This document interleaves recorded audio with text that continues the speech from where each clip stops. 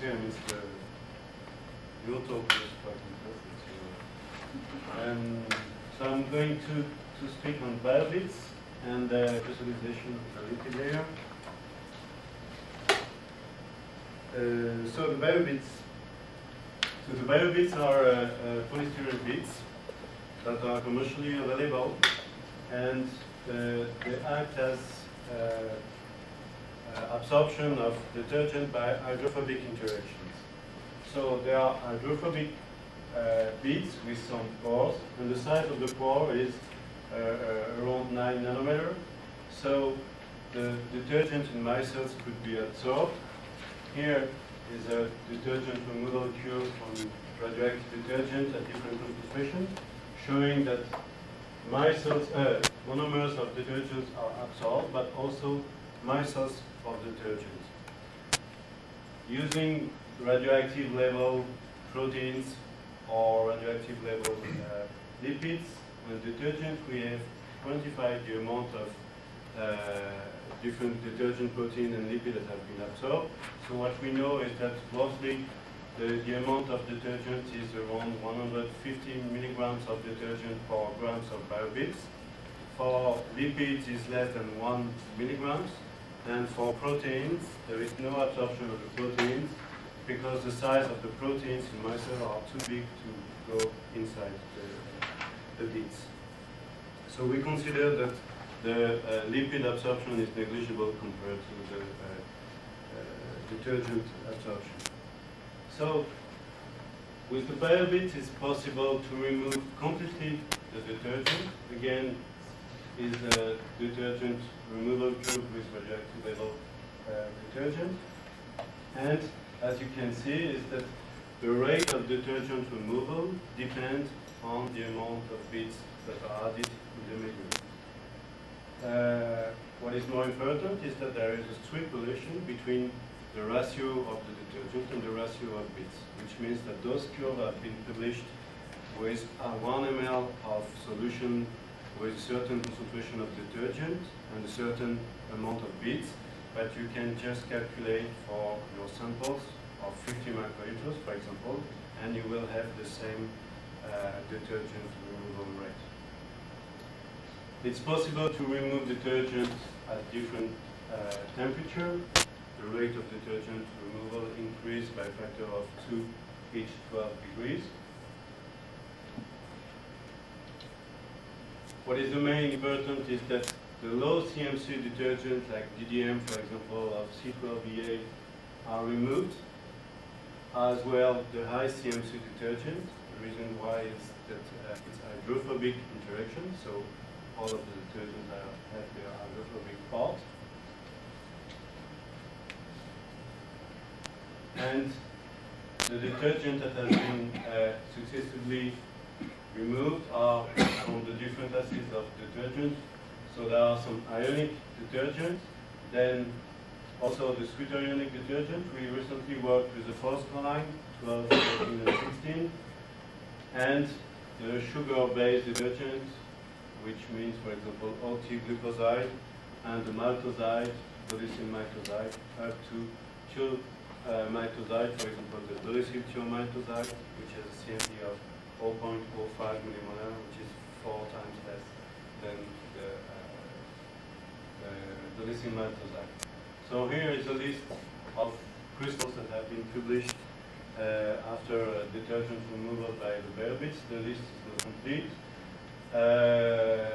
So the main message is that different families have been successfully reconstituted and crystallized. So what I would say concerning the biobeads is that it's allowed the removal of any kind of detergent. It's a way that is useful for screening the main parameters of 2D crystallization, because you can do the reconstitution for a day. Then you start the morning, and in the evening you have the result of your reconstitution. The detergent removal rate is in the range of few hours to 2 days. You can decrease the rate just by putting the samples at 4 degrees with few beads and no stirring. and it works to get some 2D crystals. So that's what I wanted to say from the biobeads. There are several publications, and we can discuss it in more details those 3 days. Can you give an idea how you actually add biobeads? Because how do you quantify how much you add? The weight them. And beads have a certain size, so it's not that easy to you add 1 bead and you have to go from 1 to 100. No, you can weigh 2 milligrams of beads. That's. I would say that it may be improved in terms of the amount of beads that you put, but I remember that there are some crystals from Bernard groups. Instead of weighting beads, they just count 5 beads and put it in the crystallization setup, and that was enough. So in principle, it's not a problem to. You don't add 1 by 1. You throw everything in right at the beginning and wait. You can do it. We usually put 5 milligrams, and we let it for 1 day or 2 days, and we pick up the samples every 2 hours to check what is going on. And if it's going too fast, then we decrease the amount of beads. We do not stir, or we change the detergent into a lower salinity detergent. That's what we used to do. But that's true that compared to the other method, like the dialysis, the biobeads are in the range of middle range detergent removal, which means from few hours to 1-2 days, which is different from the dialysis, which is a longer process. However, they could be mixed with the dialysis, as Hans Weber did with the malleable granules, which means adding biobeads at the beginning to remove most of the detergent rapidly, means I don't remember, a few hours, and then he took the mixtures and did the final detergent removal by dialysis. And that was a clever trick, because in that way it was the best way to get the crystal, if I remember well. And there is another example also with the 3D crystals of the ETP-EDP carrier. They remove the detergent up to a certain amount and then utilize it. So you can mix it. But the main message I would say is that at least for the screening, that I would suggest to try. I mean, the screening of the main parameters, lipid to protein ratio, type of lipid, and then once you have your condition, either you continue with the biobeads or you can turn on to the dialysis. But don't forget that doing a reconstitution in a short time could be also interesting for a lot of protein that could be unstable in detergent for a long-term dialysis. So we have this possibility to do that. Is there a relation between the fact that we use biobeads and the low resolution 8 downstream? Yeah, there is a huge relation. It's because we are a lab involved in methods and reconstitution and not in crystallization. So I'm quite convinced that it's possible to get much better crystals, but for sure I'm not an expert in crystallization, or at least in diffraction, for example. So I know that in Werner's lab they got one-dimensional extension with a protein integrase once. I never tried with an aquaporin, so this question from me is open. Is there a big difference between just putting the biobeads in there and mixing them, or just putting the biobeads in there and letting it do it by itself? So mixing doesn't have a big effect. If you stir it, you remove faster the detergent. Okay. So now I want to turn on to the second part, which is also interesting from my point of view. The lipid layer is interesting because it's another concept of reconstitution. So the lipid layer method has been introduced 30 years ago by Kornberg did a lot of work on it. So at the beginning, the purpose was to crystallize soluble protein. The idea is to spread at the air-water interface a lipid film that contains a lipid ligand of your protein here, and in the buffer there is the soluble protein that is able to bind to the lipid layer. So the concept of the crystallization is known now, so it's made in 3 steps. Binding of the protein to the lipid ligand by specific recognition, then diffusion of the lipid protein complex up to the formation of a 2D crystals of the protein in the plane of the surface. So this one has been used using highly specific interaction, for example, a lipid bearing a biotin head group for binding streptavidin. Several crystals have been reported with the toxin, for example, the cholera toxin with the GM1 as a lipid ligand, the natural lipid, GB3 for the Shiga toxin. It has been also used using electrostatic interaction between charged lipid and oppositively charged protein, including the work on annexins or alpha toxin by Hans Ebert, and all of the work of Kornberg and Taylor on the RNA polymerase or DNA analysis. So for soluble protein, the 2D crystallogenesis process is known. The resolution is 3 angstrom in plane, and it has been also shown that it's possible to crystallize in presence of contaminant, basically because due to the specific recognition you can add, it has been shown that you can add DSA up to 90% in the buffer, and then you still got some crystals of the cholera toxin. And the question of the transferring the 2D crystal from the air-water interface to an EM grid has been definitely solved by the paper of Thomas recently.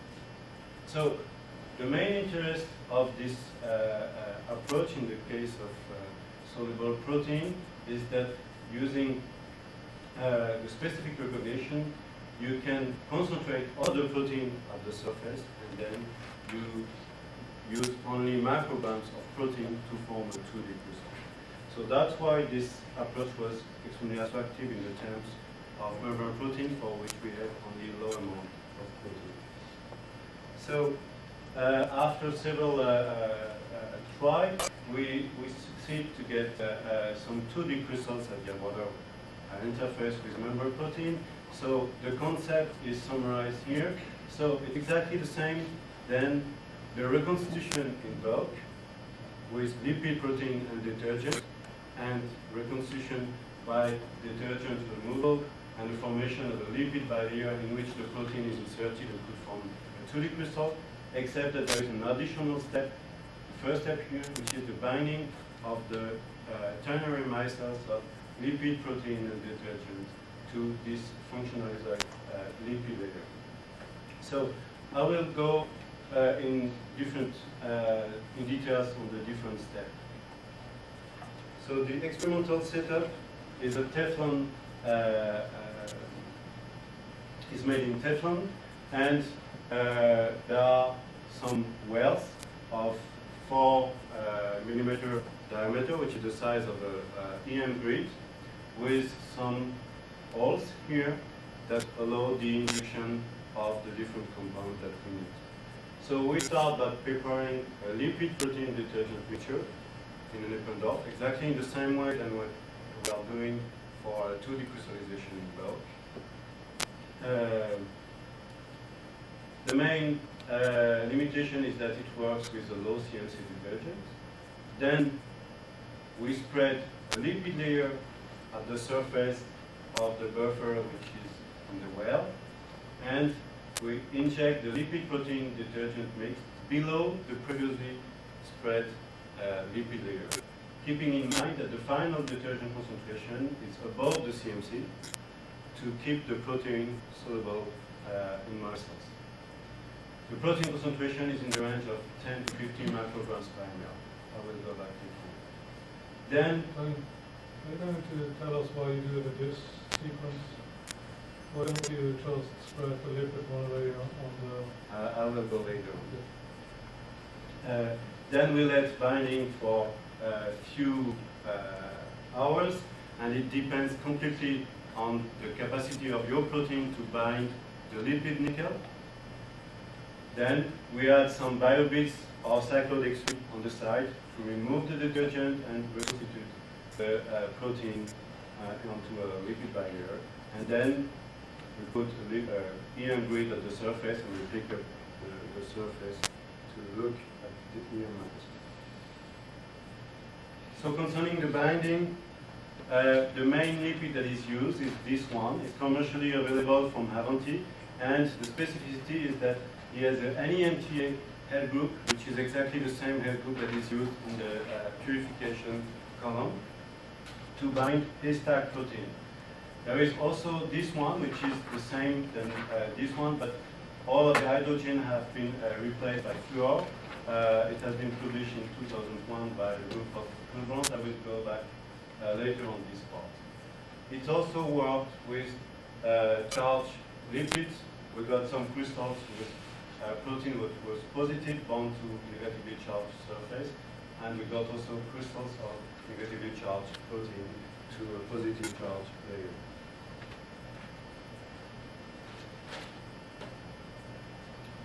So the characteristic of the lipid layer reconstitution, first is the protein concentration, which is very low, it's up to 10 micrograms per ml. The reason is that due to the specific recognition of the protein to the surface, then all of the proteins that are present in the bulk go to the surface and concentrate on the surface. That's why we can use this amount of protein. We usually work at 20-25 micrograms per ml, which means around 1 to 2 micrograms of protein. The second characteristic is that the protein have only one orientation in the lipid bilayer, which is the consequence of the binding step of the protein to the surface. For example, here is a 2D projection map of a protein named FUA. It's a dimer, and when it was reconstituted in volume, we had dimer up, dimer down.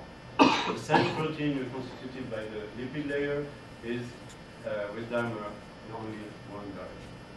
So it's a crystallographic difference, but it's also in main interest for some protein that have large thermogranulous domain. For example, like FOF1, several people have reconstituted FOF1.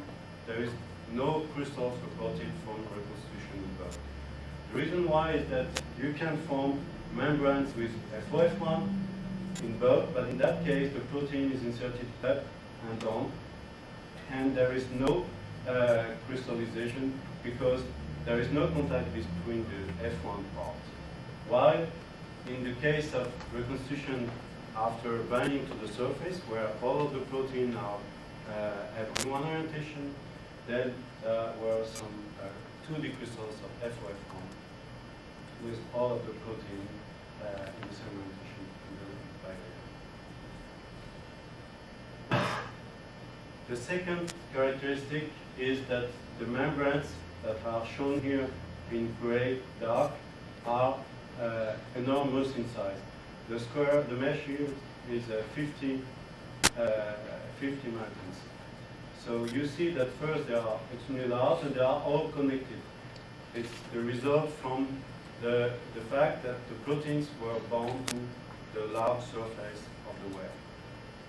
So here is another, it's an EM view of part of those membranes. So all of those dark tones is the precipitation of uranyl acetate, because in this case we use ETB in the bulk. But you usually get such large membranes. And sometimes we got some crystals in that could diffract, but they are not the size of the membrane. So it's patches of crystalline arrays here. That's one thing that should be included here. This one is just this crystal has been obtained starting with 1.5 micrograms of protein. So the second point, maybe if it's possible to switch off the light. The second point is something that has been drastically well described by the two recent papers of Thomas. But I've shown here also the case an experiment that we did, is that using the NENTA binding for the first step of the protein, you do a further purification of your protein. For example, here is the NENTA fraction of this interesting protein. It's from insect cells, and you see that after the resin, you have an enrichment of this band, but only a few purifications. There are plenty of bands. And this one, even if it's a phase band, you can see that there is mainly one band. This one was several wells that was picked up after we have injected the protein. So we have injected this protein, and we pick up 20 wells, and we did the job, and you see there is only one band. And here are the particles that were bound to the surface. So now there is a question of fluorinated lipid versus hydrogenated lipid. So for the people who are not familiar with it, the question behind the story of the lipid layer is, what about the stability of the lipid layer in presence of detergent? Because we know that detergents are solubilizing agent, while on the other side, it seems that for the lipid layer reconstitution, the lipid layer was not solubilized. So in 2001, the group of Werner used different lipids that were perfluorinated lipids, and they published that they were not solubilized, even if they don't publish that the hydrogenated ones were solubilized. But anyway, then the people waited for this molecule, but up to now it's not accessible. So they got some crystals, very good crystals of the proton that is up to 9 angstrom. A striking point in this paper is that the symmetry was such that the protein was up and down. So we didn't know exactly why after the specific binding the protein was up and down, but as Werner said, we don't care, we have the resolution. So, so the story ends at that moment because there is no fluorinated available. Recently, I got some from band-camera groups, and I tried to compare the crystals that we got with the protein that I've shown you previously, bound to the hydrogenated lipids, and the crystals that I got with the fluorinated lipids. So up to now, I see no difference, but I can't tell it more. It's preliminary experiments. What I can say is that it seems that we have no huge improvement. So, I would like to comment on the fluorinated lipid because I work quite a lot on fluorinated, and I would like to comment on the structure, the chemical structure of the lipid. Because those lipids have been cleverly done and designed by the chemists. So you see there are some fluorinated lipids. Why fluor? Because fluor is lactophobic and hydrophobic. So fluor does not interact with water and does not interact with liquids. So fluor just interacts with itself. So for that reason, initially the chemists thought that there was the use of the fluor was extremely important because it acts like prevents the detergent to stabilize the lipid monomer. And actually some experiments have been done and really show that the lipid monolayer made with fluorinated lipid actually prevent the detergent to solubilize the lipid monolayer.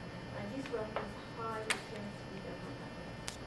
And yeah, well, another point as well, I mean, you see the top of the fluorinated phospholipid are not actually fluorinated.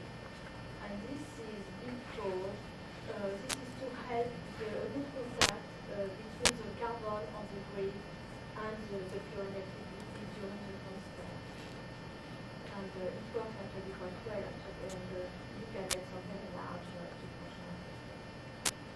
But the problem is that those, as you say, those fluorinated lipids are not available, and they are not that easy to satisfy. Okay, so it's a discussion that we can continue. So concerning the hydrogenated lipid, so it was difficult to understand why it was stable in presence of detergent.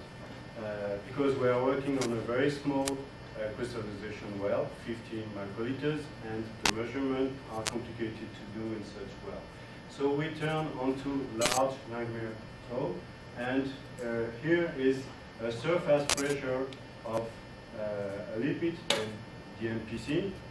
So at the beginning you have liquid expanded state, it's the equivalent of the fluid state, and when you compress the layer, the monolayer at the air-water interface, then you have a transition to a liquid condensed phase, which is the equivalent of a gel phase. So that's what we usually have with a lipid monolayer at the water interface. So the experiment was done such that the phases was compressed up to the beginning of the condensed state. Then Triton X100 was injected below at 1 millimolar, which means 5 times the CMC, and the surface pressure dropped immediately, and the surface stayed stable up to several hours. Then, so here, then again the layer was compressed, and as you can see, we found the compressibility again of a normal lipid. So that's shown that there was still some lipid at the surface, but we didn't have the real explanation. It's just shown that after several hours incubation, the lipid layer was still there, which was consistent with the experiment we have done with the protein. In this case, for sure, we can't do it with protein, it's 250 milliliters. So then we did some grazing incident X-ray diffraction, and after the injection of the detergent, we follow the appearance of some crystalline peaks, because the DMPA can form some crystalline arrays at the surface when it's compressed. And here is the peak of the DMPA, and the parameters correspond to these parameters, and it's exactly an hexagonal untilted chain arrangement, which is well known. So that is in presence of 1% Triton. So the explanation to combine all of those data is that at the beginning, when you have the lipid layer at the surface, the detergent, which is a surfactant, goes to the surface and push the lipid in some areas where there is the maximum compressibility and the formation of a crystal. So in 2D trials, what we do is that we add biobeads here and the detergent goes back. So the other point that I wanted to mention is that we have an interesting optical setup to follow the different steps of binding and reconstitution and allow us to do a fast screening of the conditions. So this one is an upright microscope. Here is the Teflon well, and we have a long distance objective that could focus on the surface of the well. So now I have some movie. Oh, just a point. We have this microscope for the practical, so even if you don't really see what is going on here, we will see it later in the afternoon. So here is the surface of any NTA lipid just spread at the air-water interface. And what you have to focus is on these spots and also on those ones. So you see that they are slightly moving on that point, but you see also that the spots here have a Gaussian movement, or this one. I don't know if you see it, but they are moving like that. It's because the lipid layer, monolayer, is in a fluid state. Then it moves like that. You see that? Not really? So we can see it later on. So while when you had a protein that binds to the histag, the protein binds to the histag, there is a concentration of a protein, and the surface is rigidified. Will you go one slide back and forward again?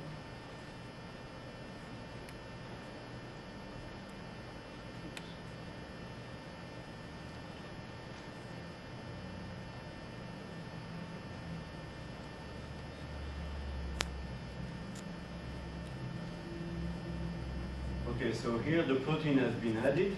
What you see is that you have some improved contrast, but if you see nothing happen, it's because nothing happened.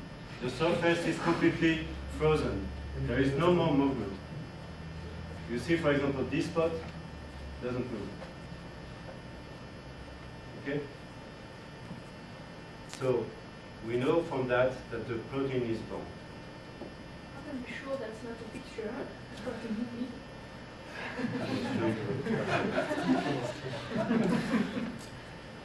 It's because I did the experiment. So here is a surface with a positive lipid named DOTA that was spread at 4.2 milligrams per ml at 4.5 microliters. So we don't see with this setup the monolayer, but we see the additional lipids that are in excess. When you form a monolayer, you need a certain amount. If you add more, those lipids are in excess are forming vesicles. So here, for example, is the image that we can get. And if we add purple membranes at 10 micrograms per ml, 5 minutes, then the contrast changes drastically, and also it doesn't move. If you pick up the surface, you have plenty of purple membrane sheets. Another example with any UPC. So it's the vesicles that we have at the surface, and if we have the proteins, then we have a huge change of the contrast. I forget to tell you that it's an enormous size, it's 100 microns. Here is lipid biotin UPC, and here is the same with streptavidin, with some very specific domains here that are formed upon binding of the protein.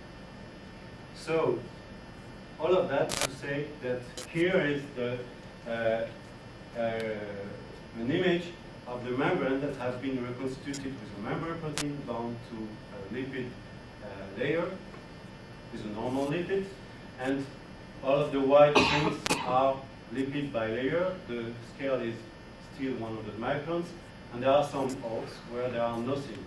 If you transfer this one onto an EM grid, you recognize the holes and the grade 1. So the transfer is perfect. That's the EM at higher magnification. There are some break on the transfer, but the main point is that you have large reconstituted membranes. So since 10 years, there are only few proteins that have been reconstituted, but I have to mention them. So there are some purines, FOF1 from different groups. There is another one also from mitochondrial 1. The PGP, aquapurines 1 that Simon told me once, but I don't know what was the point. There is this one with the any NTF-oriented lipids, and this one with, well, it's missing, but there's also on positive layer and all those proteins. I have a question. I have a question. How many of this protein actually solve structure in 3D? No one. No one. Full In 3D, you mean in 3D crystallization, or No. Just getting 3D structure. No, no one. So basically, in this case, that you only get. No, I'm not saying that getting 3D crystal. I'm saying that you can get a 3D structure by killing, because in monolayer often that you have a problem that when you kill, it's very difficult to collecting data. Yeah, that's why Thomas told me. Yeah. No, that there is no example of 3D reconstruction from membrane protein. There are some from soluble protein. Hans did some, the alpha toxin, if I remember, and others, but for membrane protein, no. I would say my message is that this method exists. The main interest is the amount of protein. Then try, and it will be better if more people try. I hope that this question of hydrogenated fluorinated lipid will be out now and that we can continue to work. I hope that we will get more crystals with it. But concerning your answer, that's right, that there is a problem for high tilt projection map of crystals at the lipid layer. I have no explanation of why you cannot make the sandwich so easily, but you still can use spot scanning. Go to Kendon's ideas and instrumentation. So that should work. Yeah, that's what I would imagine. And then from there on, it's technical stuff that you altogether just have The major issue probably is solve. that it's difficult to get a very flat crystal when you tilt. But if you use Thomas transferred it with the loop, and it seems that it solved partly the problem, no? No, you can also not tilt. The moment you tilt, the resolution goes point. So yeah, that's what it's. If you use spot scan, this also might be because then you're not illuminating a large area. You might actually get around with this problem. I have no answer. So spot scanning, I don't understand. You mean spot-wise processing? I mean, spot scan doesn't do anything for the flatness of the crystal. So do you mean patch averaging or? I mean, patch illumination on one large micrograph. It helps against the beam-induced resolution loss, Yeah. but not against the non-flat carbon flow, basically. Yeah, so the problem is it's not flat. Yeah, but that will be a software thing that Probably. could be approached by software. Yeah, the problem with the Levy Monolayer is that at macroscopic point of view, you might seem that it's flat, but at the molecular point of view, it's not flat. The Levy Monolayer is not flat, but when you transfer it, and first, because you transfer is a very delicate step, because often the crystals crack. So you end up with some little patch of crystals. And then on the top of that, the crystals are not, the Levy Monolayer is not flat at the molecular level. So there is a problem, a serious problem of flatness. But I think the idea that Henning has is you can work with single particles. So you should be able to solve the problem just by using little patches, where the patches themselves are hopefully flattening off the beam. Yeah, single unit cells. We will speak about that later. Could I say one thing about that? Could you transfer it with the loop to the grid and release it with the minazole from the monolayer? Do you think the crystals would stay in place?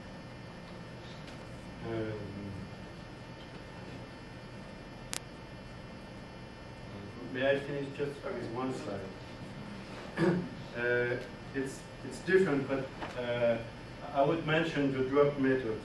The drop method is a method which is completely different from the others because there is no reconstitution. But since it happened at the air-water interface, I also mention it because there are some connection with the concept of concentration at the surface. So the drop method is to do 2D crystals of a protein in micelles of detergent. So there is no reconstitution. The 2D crystals are formed at the surface of a drop of 3D trials, which means with the PEG, the ammonium sulfate, whatever, all of the stuff that is used for 3D crystallization and over-concentration. So the setup is quite simple. You mix everything in your drop and you put it in a 3D setup, and the crystals are formed at the surface of the drop, and it works well with the proton ATPase from Werner, which was the first to publish that.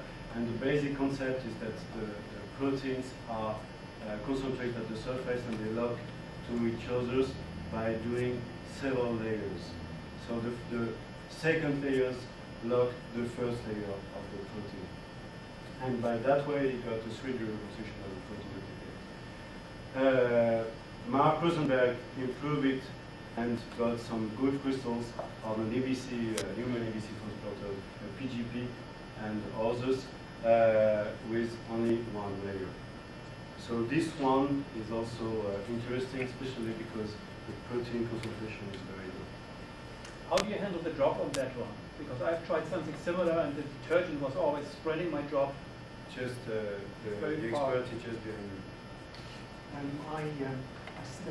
sit the grid now actually on top of the droplet, and I found the reproducibility has improved quite considerably. I used to actually pick the surface of the droplet by sitting it on the grid without discharging the reproducibility. Okay, you just set the drop and then you let it sit in the chamber for a while?